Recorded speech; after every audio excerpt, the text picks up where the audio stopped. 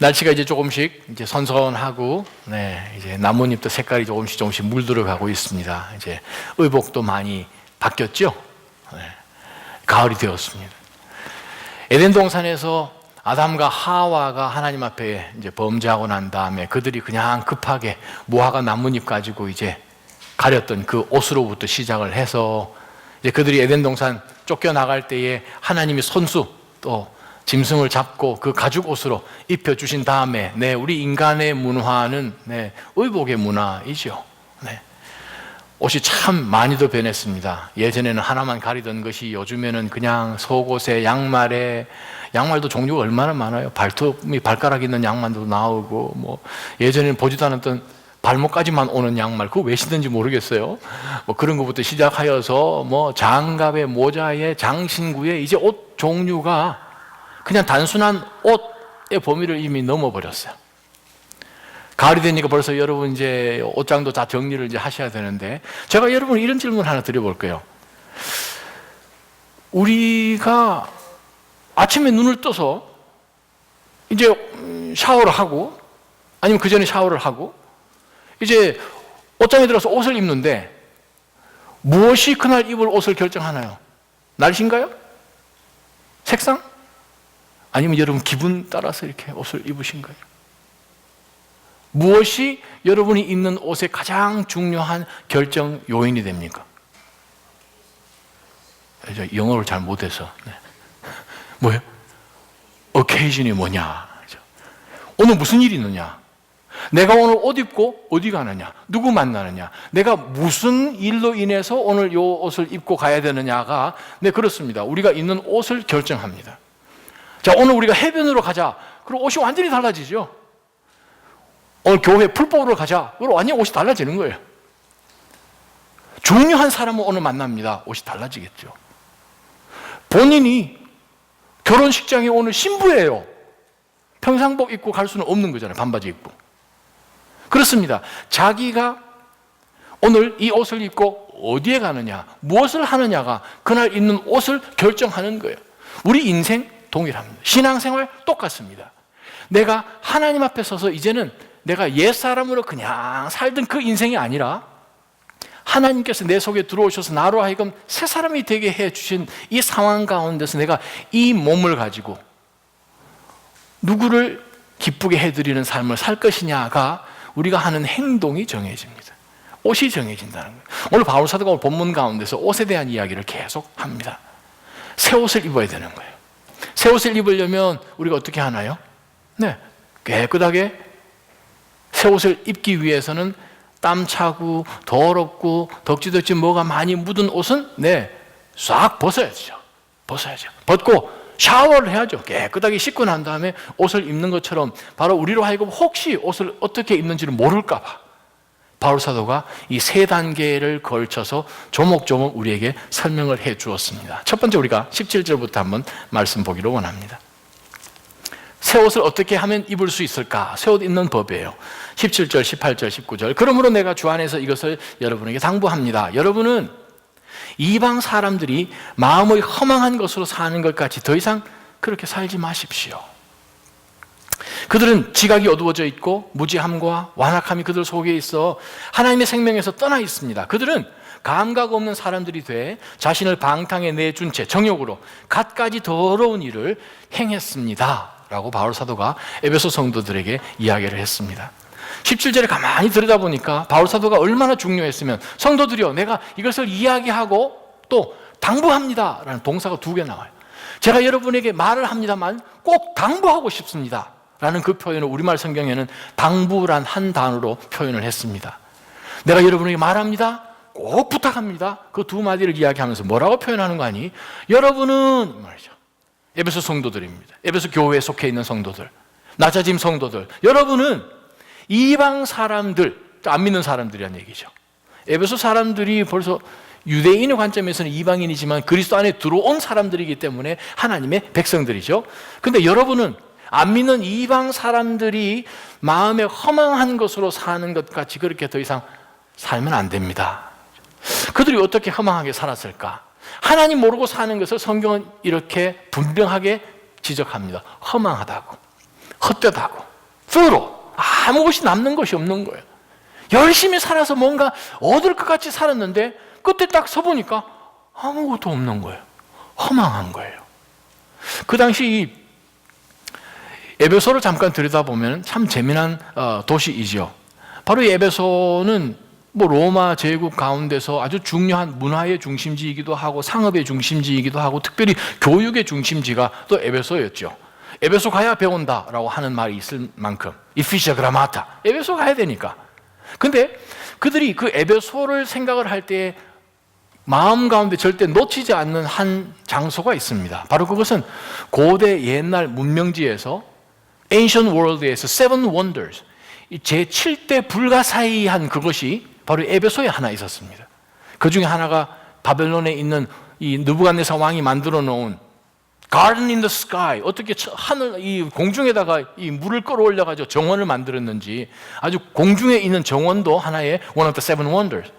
이집트에 있는 피라미드, 그게 원더 중에 하나죠. 어떻게 저 큰 돌을 올렸을까? 그 7대 Seven Wonders of the Ancient World 중에 하나가 뭐냐 하면 에베소에 있는 다이애나를 위한, 다이애나 여신 위한 굉장한 규모의 신전이에요. 지금은 신전 기둥들만 남아있죠. 각 주변에 있는 나라들, 거기에 뭐 알렉산더 대왕도 자기 이름을 걸고 기둥도 하나 제공을 했는데, 왕들이 자기 이름들을 세워가지고 아주 금빛 찬란하게 천장은 전부 다 흰색의 그 대리석으로 깔고 굉장한 고대 시대 때에 어떻게 저렇게까지 굉장하게 지었을까라고 하는 신전이 있었습니다.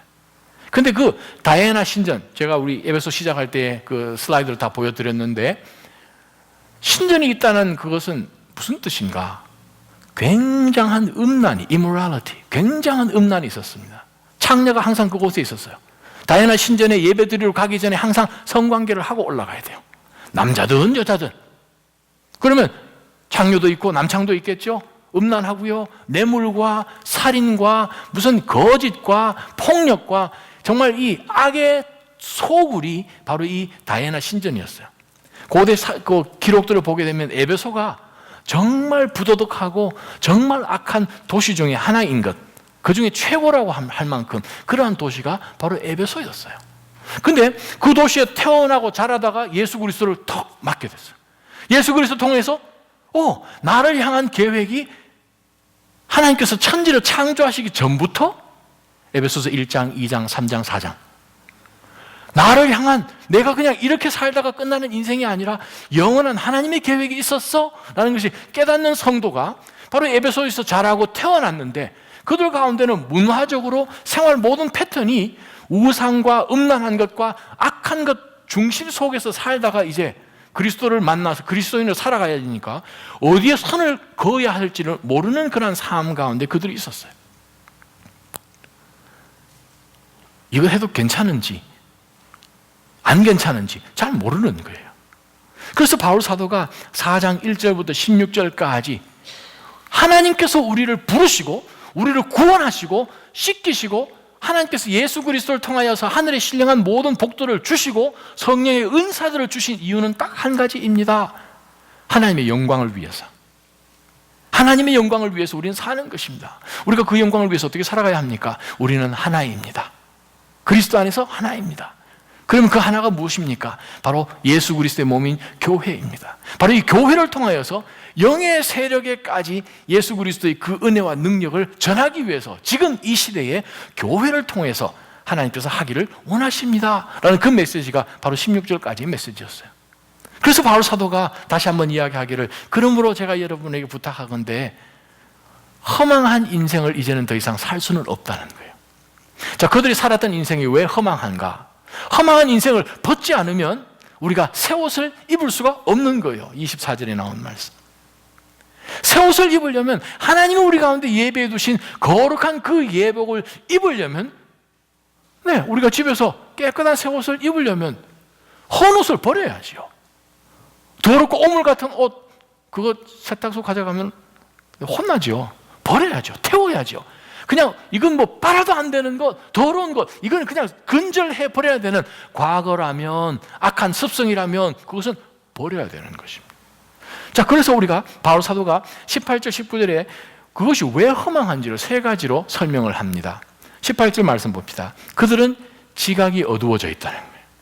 지성이 어두워져 있다는 거예요. 지각, 지성이 어두워져 있다는 거예요. 왜 어둡겠습니까? 다 안다고 생각을 하는데 왜 하나님의 빛이 없으니까 어두운 것이요. 빛 대신 하나님이 빛을 비추지 않는 그런 어두운 가운데, 빛 가운데로 나오지 않은 그들 가운데는 빛이 없으므로 어두운 가운데 있는 거예요. 그러면 그들이 어두운 가운데서 마치 장님이 코끼리 만지는 것처럼 그냥 자기네들이 생각할 때 자기 눈에 좋은 것처럼 사사시대처럼 살아갈 수밖에 없는 지각이 어두운 사람들. 그러다 보니 어떻습니까? 그들이 생각하는 것이나 그들이 사고하는 것이나 모든 것이 허망한 거예요. 퓨로한 거예요. 헛된 것이죠. 두 번째 말씀 보니까 또 뭐가 헛된 것인가 하면 무지하다는 거예요. 한마디로 표현하면 무식하다는 거예요. 이 얘기 들었으면 아마 거의 이 에베소 사는 사람들, 로마 살던 사람들 막 뚜껑이 열렸을 거예요. 왜? 아리스토텔레스, 플라톤, 소크라테스 그 사람들이 가장 중요하게 생각하는 것이 뭔가 하면 마음이잖아요. 마음. 인간의 이 마음이 가장 지고한 것이고 가장 the best, 지선이라고 이야기를 합니다. 소크라테스는 마음에 대해서 뭐라고까지 이야기하는 이것은 신과 같은 것이다. 신격이다. 그죠? 우리가 신에 대해서 생각할 수 있는 것은 바로 이 마음이다. 근데 때로는 우리가 육을 통하여서 악한 것을 보고 자기네들도 생각할 때 이거는 아닌데 라는 것이 보여지는 거예요. 그래서 그것을 극복할 수 있는 것을 어떻게 극복할 수 있는가를 저들이 가르쳤는가 하면 이 지성을 훈련을 시키면, 지성을 계몽을 시키면, illumination, 계몽을 시키면 이 지성, 교육이라는 검을 가지고, 제가 인용합니다. 교육이라는 검을 가지고 우리는 이 모든 육을 이길 수 있고 구원까지도 얻을 수 있다고 가르친 것이 소크라테스와 플라톤과 아리스토텔레스예요. 근데 그들에게 바울 사도가 뭐라고 이야기합니까? 그들의 지각이 어둡고 무식하다는 거예요. 왜 그렇습니까? 하나님의 지혜가 없는 거예요. 하나님의 지혜는 영원합니다. 인간의 지혜는 한계가 있어요. 얼마나 한계가 있는가? 기껏 살아봐야 100년의 지혜만 가지고 있습니다. 그 지혜 가지고 생명을 살릴 수가 없어요. 그 지혜를 가지고 소망 가운데 나아갈 수 있도록 절망에 빠진 사람을 일으켜 줄 수도 없는 거예요. 내 자신을 다스릴 수도 없어요. 안 그러면 왜 이렇게 유명한 동부에 있는 대학교에서 자살들이 그렇게 많나요? 왜 자살들이 그렇게 많습니까? 그들이 무식해서 자살하나요? 그렇지 않죠. 왜 유명한 사람들이 그렇게 절망 가운데서 마약을 합니까? 무식해서요? No. 하나님을 알지 못하기 때문에. 그러다 보니까 그들의 모든 지각이 어두워져 있고 무지하다 보니까 어떻게 됩니까? 우리 18절 말씀에 보니 하나님의 생명에서 except 떨어져 있는 거죠. 예외되어 있는 거예요. 제외되어 있는 거예요. 자, 생명은 누가 주십니까? 하나님이 생명 주십니다. 근데 하나님의 생명에서 떠나 있게 사는 그것이 얼마나 허망하겠습니까? 바울 사도는 에베소 성도들에게 이야기합니다. 저들의 인생, 저들의 삶의 이 패턴은 무엇인가 하면 허망한 것인데 그들은 지각이 어두워져서 하는 것이 뭔지 어두운 가운데 사는 것이고 아는 지식, 자기는 안다고 하지만 이 지식이라는 것은 자기 자신도 구원하지 못하는 정말 어리석음의 극치인 무지인 것이고 또한 그들은 하나님의 생명하고는 전혀 상관없이 죽음 가운데서 영이 죽어있는 상태 속에 있는 것을 그들이 알지를 못하는 거죠. 그러니까 그것이 허망한 것이에요. 두 번째 18절 하반절에 붙어있는 한 단어인데 우리말 성경에는 그것을 앞으로 바꿔놨지만 헬라 원문에 보게 되면 완악함이라는 표현이 그 18절의 제일 마지막 단어예요. 완악함이라는 단어, 포러스라는 그 말이 무슨 말인가 하면 돌이라는 뜻에서 이 단어가 만들어졌어요. 돌, 딱딱하다. 딱딱하다. 그들의 마음이 딱딱해져 있는 거예요. 딱딱해져 있다라는 말씀이 그 당시 2000년 전에 바울이 살고 있던 또 에베소 유명한 의과대학도 있었으니까 바로 이 딱딱하다는 그 단어를 의학 용어에서 세 가지로 사용을 했는데 언제 사용을 했는가 하면 첫째는 눈이 갑자기 잘못되어서 장림된다는 뜻이에요. 이 단어가 장림되다는 뜻이에요. 프로세스라는 말은. 두 번째 단어는 뼈가 부러졌어요. fracture. 이 골절이 일어났어요. 뼈가 부러지면 이제 놔두면 그게 붙잖아요. 붙을 때 이 골절되어 있는, 프랙처되어 있는 그 부분 위로 어떤 몸에서 물질이 나와가지고 뼈처럼 이걸 이렇게 커버를 해가지고 그것이 단단하게 되어서 그것이 낫는 거죠. 그 단단해진 그 부분을 바로 그 프로세스라고 그러는 거예요. 또 언제 쓰는가? 군살이 배겼어요. 딱딱한 군살이 배겼어요. 그건 긁어도 아무 느낌이 없도록 되는 거. 그들의 마음이 딱딱해진 거예요. 마음뿐만 아니라 그들의 의지가 딱딱해진 거예요. 하나님 앞으로 나오려고 하지 않은 거예요. 반응하려고 하지 않고 빛 가운데로 나오려고 하지 않고 어떻게 해서든 하나님이 구원의 손을 뻗으시지만 반항하고 자꾸 도망가는 바로 그것이 허망한 인생의 특징이에요. 사랑 믿음의 성도 여러분, 우리가 이 세상 살아가는 가운데서 우리가 정말 하나님의 사람으로 살아갈 때에 세상 사람들이 살아가는 그러한 모습으로 우리가 여기도 기웃 저기도 기웃해서는 그 깨끗한 옷을 입을 준비가 안 되어 있는 거죠. 요즘 우리가 세상 살아갈 때에 신문에 나오는 그러한 내용들을 보게 되면 와, 어떻게 이런 생각이 어제 여러 가지 아티클을 읽는 가운데 한국에 일어나는 것들이 미국에서 일어나는 거, 요즘 뭐 캠퍼스에서 계속 총기 사고도 일어나고, 일어서 봐, are you Christian? 빵빵. 크리스천 아니면 살려주고, 뭐 그런 시대까지. 그래도 그 사람이 자기 잘못에 대한 그게 없는 거예요. 한국에 일어난 사건은 어제 저녁에 아티클 하나 읽는데, 감옥에 갇혀 있어도 자기가 왜 갇혀 있는지를 느끼지 못하는 거예요. 억울하게 생각하는 거예요. 사람도 그렇게 많이 죽였는데도 불구하고. 그 무엇인가 딱딱해진 거예요. 19절 한번 보십시다. 험한 것의 극치를 이루죠. 19절에 보면 그들은 감각 없는 사람이 되어서 자신을 방탕에 내준 채 정욕으로 갖가지 더러운 일을 행했습니다. 갖가지 일로 더 악화됐다는 거예요. 지각이 어두워집니다. 무식해지지요. 그 다음에 하나님으로부터 멀어지고 마음이 그냥 딱딱해지고, 세 번째는 뭐냐 하면 온갖 모든 악한 것들이 다 합쳐져 가지고 그 인생은 갈수록 점점 더 악화된다는 거예요. 그 얼마나 허무하겠습니까? 좋은 것, 아름다운 일들로 점점 발전이 되어 나가야 되는데, 여러분, 우리가 살고 있는 21세기에 보게 되면 아마 우리 예전 여러분들이 성장하고 국민학교 다니고 할 때 했던 그러한 어떻게 저런 일이 일하는 것이 요즘은 너무나 예사인 거예요. 동네 형들 어디서 다 담배 배워가지고 담배 피우다 할아버지 지나가면 바로 옆에 숨잖아요, 골목에. 그죠? 아, 모르시구나. 네. 한국에는 그랬거든요.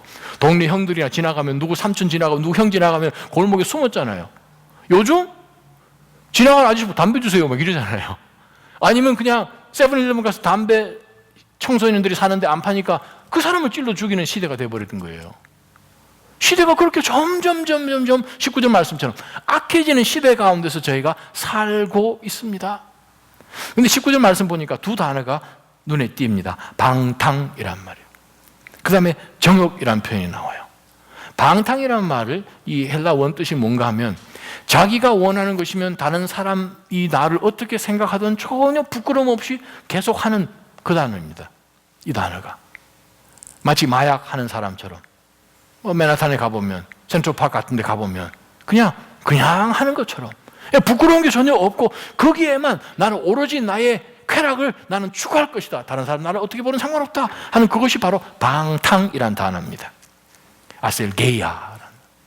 그 다음에 나오는 이 정욕이란 단어는 물론 번역을 정욕이라고 하였지만 탐욕으로 번역하면 좋죠. 개역 한글처럼 탐욕. 그 단어는 무엇인가 하면 내가 원하는 이것을 추구하고 얻기 위해서는 앞에 걸거치는 어떤 사람도 나는 얼마든지 희생시킬 수 있다라는 것이 바로 이 탐욕이란 단어입니다. 내가 내 스스로 만족하기 위해서는 어떤 수단의 방법을 가리지 않고 나는 이것을 선택하겠다라는 그것이에요. 그럼 양쪽으로 봅니다. 다른 사람 상관없이 나는 이거를 할 것이다. 또 이것을 하기 위해서 어떤 사람이라도 다 치면서라도 하겠다. 그렇게 모든 사람이 살아가다 보니 하나됨이 있겠습니까? 그리스도의 희생이 있겠습니까? 아가페의 사랑이 있겠습니까? 전혀 없는 거예요. 그렇게 사는 인생은 험한 거예요. 그래서 바울 사도가 뭐라고 이야기하는가 하면 그렇게 살지 맙시다. 우리 가끔 그런 얘기 하죠. 당신 그렇게 살지 마세요. 우리 자신에게 그렇게 그 굉장한 메시지를 던져야 됩니다. 더 이상 그렇게 살지 맙시다. 우리 한번 따라해 보십시다. 자기 자신에게 이렇게 꼭꼭 찌르면서 더 이상 그렇게 살지 맙시다. 시작.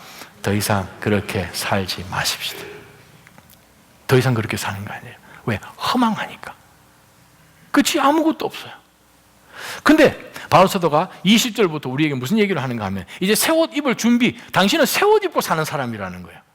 그러면서 20절에 이렇게 이야기합니다. 그러나 여러분은 그리스도를 그렇게 배우지 않아, 허망하게 배우지 않았습니다. 여러분이 배운 것은 세상의 허망한 그러한 악한 행실이 아니라 그리스도라는 거죠.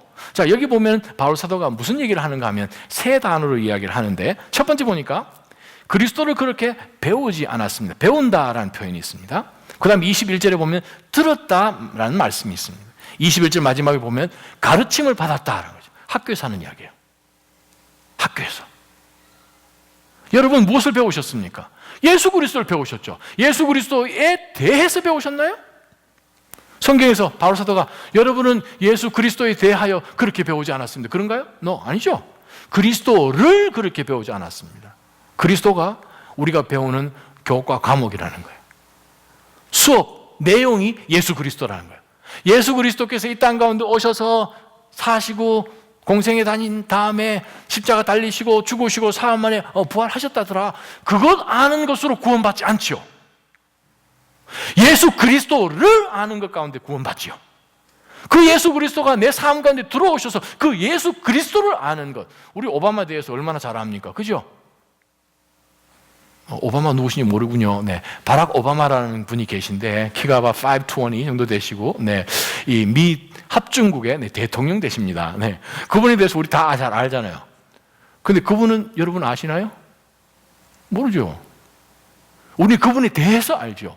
그분과 1대1 관계가 있어서 그분을 아십니까? 그분에 대해서 알죠. 우리가 예수 그리스도에 대해서 아나요? 예수 그리스도를 아나요? 예수 그리스도를 알죠. 어떻게 합니까? 여기 계세요. 그잖아요. 나를 구원해 주셔서 내 주인이 바로 여기 계십니다. 그리스도를 알지요. 바울사도가 이야기합니다. 여러분은 예수 그리스도를 그렇게 배우지 않았다는 거예요. 그 다음에 바울사도가 뭐라고 이야기하는가 하면 참으로 여러분은 진리가 예수 안에 있는 것, 바로 그것을 아는 것처럼 그분에게서 들었지 않습니까? 두 번째로. 예수 그리스도가 우리가 하나님 앞에서 배운 교과 과목이라면 그것을 가르쳐 주신 선생님이 누구신가 하면 예수 그리스도요. He taught us. 그분이 우리를 가르치셨어요. 자, 이 에베소서는 바울 사도가 기록한 서신서입니다. 바울이 에베소에 살고 있는 성도들에게 보낸 성경 편지글이었습니다. 그러면 바울이 가르친 것이 돼야 되죠. 근데 바울 사도는 이야기합니다. 여러분, 예수님이 가르쳤지 않습니까? 그게 무슨 말인가? 바울 사도가 성경을 썼지만 성령 하나님께서 바울 사도로 하여금 에베소서를 쓰게 하셨죠. 성령 하나님이 누군가요? 성령님이 누군가요? 그리스도의 영이잖아요. 그리스도의 영이요. 성령 하나님, 그리스도의 영, 바로 그리스도께서 바울 사도를 통하여서 그리스도께서 가르치기를 원하시는 그것을 성령 하나님께서 바울 사도를 통하여 에베소 성도들이 가르친 거 아니에요. 요한복음 14장, 15장, 16장 석 장에 보게 되면 성령에 대한 말씀이 나오죠. 유일하게 성령에 대한 말씀, 요한복음에서 바로 그 성령에 대한 이야기를 하시면서 예수님이 제자들에게 말씀하시잖아요. 성령은 오시는데, 새로운 또 다른 보혜사 성령 하나님 오시는데 그분이 진리에 대해서 너희를 가르칠 것이고 나에 대해서 가르칠 것이고 나에 대해서 모든 것 가운데 인도하리라. 성령님 오셔서 하시는 일은 유일한 것, 예수 그리스도를 가르치는 거예요. 예수 그리스도께 가까이 나아가도록 예수 그리스도를 알게끔 만드는 것이 성령 하나님이에요. 바로 그 성령 하나님께서 예수 그리스도의 영이 바울 사도를 통하여서 저들에게 그리스도를 가르친 거예요. 세 번째는 무엇입니까? 또한 우리가 그분 안에서 배웠다는 거예요. 저와 여러분이 그분 안에서 가르침을 받았어요. We were taught, educated in Him. 무슨 말인가? 학교가 그리스도란 거예요. 학교가 그리스도요, 교육 과목이 그리스도요, 가르치는 선생님도 그리스도란 거죠. 할렐루야. 학교가 무엇입니까? 우리가 배우는 가운데 그리스도 안에서 배우는 거예요. 그리스도와 우리가 교제가 있는 거예요. 아주 친밀함이 있는 거예요. 그리스도 안에서 그리스도께서 그리스도에 대해서 가르쳐 주셨기 때문에 우리가 살아가는 인생 절대 허망하게 살아갈 수 없는 거예요. 그래서 바울 사도가 우리가 그렇게 배웠기 때문에 우리로 하여금 22절 한번 읽어봅니다. 가르침의 내용은 시작.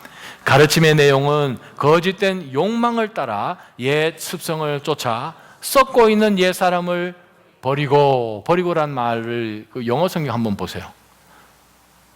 take off 이렇게 되어 있죠. 혹은 set aside이죠. 옷 벗어서 옆에 놔두다 이 뜻입니다. 그죠? 여러분, 옛 습성, 이제는 예수 그리스도를 우리가 그렇게 배우지도 않았고 그리스도께서 우리를 가르치실 때 그렇게 가르치시지도 않았고 그리스도 안에서 우리를 가르칠 때 우리가 그 안에서 그러한 것을 배우지도 않았기 때문에 우리는 에베소 살고 있는 세상에 살고 있는 사람들이 하는 그러한 모든 더럽고 추하고 무식하고 무지하고 어둡고 악하고 딱딱한 그 모든 습성들을 set aside, 벗어버리라는 거죠. 벗어버리고 두 번째 우리가 꼭 기억해야 될 것이 무엇인가? 하나님께서 예비하신 새 옷을 입으려면 먼저 해야 되는 것이 있어요. 더러운 모든 습성들, 과거의 옛사람에 있는 모든 것들은 다 set aside 하라는 거예요. 옆으로 다 벗어버려야 됩니다.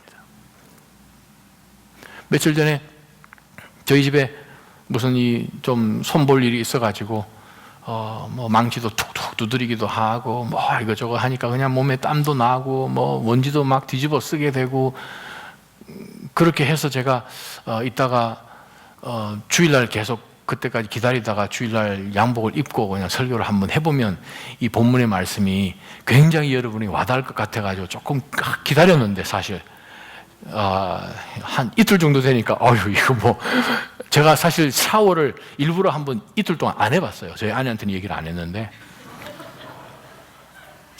그랬더니 머리에 빗이 안 들어가더라고요. 막 이상해져 몸이 막 이거 막 그냥. 그래서 정말 사실 오늘 설교는 제가 이상한 옷을 입고 한번 설교를 하고 들어가서 옷 싹 갈아입고 한번 해보려고 했는데 안 되더라고요. 여러분 한번 생각해 보십시다. 우리가 새 옷을 입으려면 헌 옷을 버려야 돼요. 헌 옷 입고 위에 사이즈 맞는 거 새 옷 입으려면 새 옷도 찢어져요. 새 술은 어디예요? 새 포도주. 새 포도주, 새 푸대에 넣어야 되는 거예요. 헌 옷 입는 거 가지고 그 위에 꼭 끼입을 수가 없는 거예요. 벗으라는 거예요, 바울 사도가. 22절에 다 벗으라는 거예요. 벗고 난 다음에 뭐 하면 됩니까? 새 옷 그냥 덜렁 입으면 됩니까? No! 23절 있죠? 심령으로 씻으라는 거예요. 심령으로 몸을 씻는 것이 아니라 이 모든 문제가 무엇입니까? 속의 이야기죠. 속사람 이야기죠. 예수 그리스도 믿고 난 다음에 예전에 내가 담배 10갑 피웠는데 지금 1갑 피고 좀 줄였습니다. 겉으로 하는 그것 이상이죠. 속으로 들어오는 거예요. 속사람 이야기하는 거죠. 습관이 어느 정도 바뀌는 것이 아니라 속사람의 변화죠. 그래서 바울 사도는 이야기합니다. Spirit of your mind 그렇게 하는데 심령으로 번역을 했잖아요. 그냥 단순한 마음 정도가 아니라 속에 있는 생각, 속에 있는 하나님을 보시는 그거 심령으로 새롭게 하라는 거예요. 씻으라는 거예요. 매일같이 우리가 샤워하듯이 하나님 앞에 고백하고 나가는 거예요. 씻는 것. 바로 하나님 앞에 죄를 고백하면서 새 옷을 입을 수 있는 준비로 할 수 있도록 하나님 내 속이 지금 어제 보니까 지난 한 주 보니까 하나님 믿음으로 살지를 않았네요. 거짓말 했네요. 어두운 가운데서 싹싹 했네요. 하나님 무식했네요. 속이 딱딱했네요. 성령께서 계속 큐티 말씀 큐티 하고 계시죠? 할렐루야. 네. 큐티 그죠? quiet time 하나님 앞에 메시지 보는데 에스겔서 말씀을 통해 보면서 계속 찌르죠. 아이고 이스라엘 백성들 하나님 앞에 잘못하다가 그냥 잘 됐네. 나라가 날아갔네. 잘 됐네. No. 바울 사도가 로마서 10장, 11장에 하는 말씀이 무엇입니까? 하나님께서 사랑하시는 참 감람나무도 이렇게 한다면 돌 감람나무 얼마든지 할 수 있다고 바울 사도가 이야기하지 않습니까? 우리가 정신 차리지 않으면 하나님께서 그래 너 마음대로 한번 살아봐라. 하나님 붙드시는 손을 놔버리면 어떻게 됩니까? 놀라는 거예요. 큰일 나는 거예요. 우리가 믿음으로 정말 하나님께서 부르심에 합당하게 4장 1절 부르심에 합당하게 하나님 앞에 나가야 되죠. 자, 제가 여러분이 말씀드렸습니다. 합당하다는 뜻이 뭐예요? 합당하다는 뜻이 뭐라고 말씀드렸어요? 악시오스. 저울, 스케일, 저울에 한쪽에는 하나님이 우리를 부르셨어요. 한쪽에는 우리가 그렇게 살아가야 되는데 하나님이 우리를 부르심이 100이라면 우리가 그렇게 살아가야 되는 것도 100이 돼야 되는데 50 들어가면 어떻게 되겠어요? 합당하지 않은 거죠. 팅. 그렇게 살지 말라고 바울 사도가 이야기를 했어요. 사랑하는 믿음의 성도 여러분, 우리가 거룩한 깨끗한 옷을 입으려면 계속해서 하나님 앞에 깨끗하게 우리의 심령을 새롭게 해달라고 하나님 앞에 간구해야 합니다. 그러면 무슨 일이 벌어지는가? 24절이요. 함께 한번 신앙 고백하듯이 24절 한번 읽어봅니다. 하나님을 따라 시작. 하나님을 따라 의와 진리의 거룩함으로 지으심을 받은 새 사람을 입으라는 것입니다. 그렇습니다. 우리가 헌옷, 더러운 모든 옛 습성들을 옆으로 다 벗어놓고 벗어 던지고 또 깨끗하게 씻음을 샤워를 해서 새 옷을 입으라는 거예요. 새 옷이 무엇인가? 예수 그리스도입니다. 새 옷을 입으라는 거예요. 예수 그리스도. 제가 이 에베소서를 신학교 다닐 때 공부하면서 그때 데이비드 라우리라는 그 교수님이 이 말씀을 가지고 아주 강하게 이 새 사람이라는 것은 바로 예수 그리스도다. 본문을 다 봐라. 헬라어에 연결되어 있는 문법을 다 봐라. 예수 그리스도라. 아주 강하게 얘기해 준 그것. 네, 지금도 기억이 나는데 예수 그리스도를 입는 거예요. 자, 예수 그리스도가 되라는 것이 아니라 예수 그리스도를 입으라고 이야기합니다. 내가 사는 것이 내가 이제는 아니잖아요. 십자가에서 죽었으니까. 이제는 내가 사는 것이 아니요, 내 안에 그리스도께서 사시는 것입니다. 자, 그리스도께서 사시는데 오늘 본문 가운데서는 예수 그리스도를 입으라고 이야기합니다. 제가 여러분 앞에 얼굴을 가리고 옷을 입었습니다. 누굽니까? 누가 보이나요? 정 목사가 보이잖아요. 정 목사가 보이잖아요. 얼굴은 안 보여도. 네. 각자의 얼굴은 있는데 옷이 있으면 얼굴 가려도 정 목사인 거 보이는 것처럼 각자의 얼굴은 있는데 옷을 딱 보면 예수네. 그렇게 살라는 거예요. 얼굴은 각자 다르죠. 그런데 옷을 입고 있어요. 옷을 입고 있으면 이 옷 입은 사람이 누군지를 여러분 아시잖아요. 얼굴을 가려도. 그러면 우리 가운데 예수 그리스도께서 오셔서 그 예수 그리스도의 옷을 쫙 입게 되면 주변에 있는 사람들이 딱 보는 순간 예수 그리스도네. 작은 예수로 살라는 거예요. 왜? 그리스도의 옷을 입었으니까. 그리스도의 옷을 입었으면 그리스도의 모습이 나와야겠지요. 유명한 주석가인 켄트 휴즈가 이런 이야기를 합니다. 휘튼 칼리지에 오랫동안 목사님으로 계셨던 분인데 그분이 과연 우리가 예수 그리스도를 입었다면 어떤 모습이 드러나야 되는가? 그 사람이 예수 그리스도를 입었다는 것을 우리가 어떻게 알 수 있는가? 그분이 이렇게 이야기합니다. 하나님께서 우리에게 예수님 새 옷을 입혀주실 때 우리가 해야 될 것이 있습니다. 옛사람의 냄새나고 썩어가고 있는 옷을 매일같이 던져버리고 유욕과 이기적인 자만심과 물질주의와 인간적인 쓴뿌리를 거부해야 됩니다. 하나님의 말씀으로 내 마음과 생각을 채우고 성령을 통해 우리 마음을 항상 새롭게 해달라고 기도해야 합니다. 성경 말씀 중심적인 사고와 태도를 갖고 구원에 합당한 행동이 따라와야 됩니다. 우린 빛의 옷을 새로 입어야 합니다. 우리의 새 신분을 입어야 합니다. 근데 그 제일 마지막 부분에 We have to put on what we are 그렇게 표현을 했어요. 우리는 예수 그리스도 안에서 새 생명 얻었고 새 신분을 얻었어요. 새 신분 입은 사람이 옛날 옷을 입을 수 없는 거예요. 새 신분 입은 사람이 We have to put on what we are. 우리가 누군지. 여러분 누구세요? 작은 예수 그리스도시잖아요. 이 땅 가운데 하나님이 계시면 하실 그 일을 성령 하나님을 우리 가운데 보내주셔서 작은 예수 그리스도로 땅끝까지 이르러 내 증인 되라고 보내신 거예요. 그러면 우리는 신앙생활을 해나가는 것 가운데서 정말 에베소에 살고 있는 사람들처럼 허망한 가운데 살 것인가? 절대 그렇게 살 수가 없죠. 근데 24절 가만히 보니까 우리를 하나님이 어떻게 지어주셨는가 하면 의와 진리와 거룩으로 지어주셨어요. 아멘? 이 육신은 흙으로 지어주셨어요. 근데 이 육신은 하나님 앞에 타락하여서 육이 있는 한에서는 계속해서 우리를 거룩한 사람으로 가지 못하도록 자꾸 끄집어내려고 하는 그 육이 우리 가운데 삼아 있는 거죠. 근데 하나님께서 우리를 새롭게 만들어 주셨어요. 의와 진리와 거룩이, 그건 하나님의 성품이에요. 예수 그리스도를 통하여서 우리 가운데 하나님의 DNA를 넣어주신 거예요. 왜요? 원래 우리가 하나님의 자녀였기 때문에 그리스도 안에서 그것을 우리가 깨닫게 된 것이죠. 그러면 우리가 어떻게 살아야 되는가? 하나님의 자녀로 살아야 되는 거예요. 작은 예수 그리스도처럼 살아야 되는 거예요. 그리스도의 옷을 입고 살아가야 되는 거예요. 여러분 아침에 일어나셔서 옷을 쑥 입고 그날 하루를 시작할 때에 나 이 옷 입는 것, 나는 그리스도를 입는다라고 생각하시고 그 옷을 입으시기를 바랍니다. 사람들을 만날 때에 여러분이 하는 말 가운데서 의와 진리와 거룩이 나올 수 있도록 정말 사람들이 당신 어제까지만 하더라도 이러지 않았는데 라는 생각이 번뜩 들 만큼 그러한 획기적인 씻음받은 변화받은 그러한 삶의 모습이 여러분 삶 가운데 있기를 주님의 이름으로 축원합니다. 여러분 잘 아시는 시편 1편의 말씀 제가 여러분에게 읽어드립니다. 복 있는 사람은 악한 사람들의 꾀를 따라가지 않고 죄인들의 길에 서지 않으며 남을 없인 여기는 사람들과 자리를 함께 하지 않고 오직 여호와의 율법을 즐거워하고 그 율법을 밤낮으로 깊이 생각하는 사람입니다. 악한 사람들 무리 가운데 섞여 있지 않는다는 거예요. 거짓된 사람들과 같이 거짓된 그러한 음모를 꾸미면서 생각하는 그러한 피 흘리는 자리에 달려나가는 사람들이 아니라는 거예요. 빌립보서 1장 9절에서 11절 말씀입니다. 사랑이 지혜와 모든 총명으로 더욱 풍성하게 되어서 최선의 것이 무엇인지 분별할 수 있게 되고 그리스도의 날까지 순결하고 흠이 없이 지내며 그리스도로 인한 의의 열매로 충만해져서 하나님께 영광과 찬송을 여러분이 돌리기를 저는 기도할 것입니다. 그거죠.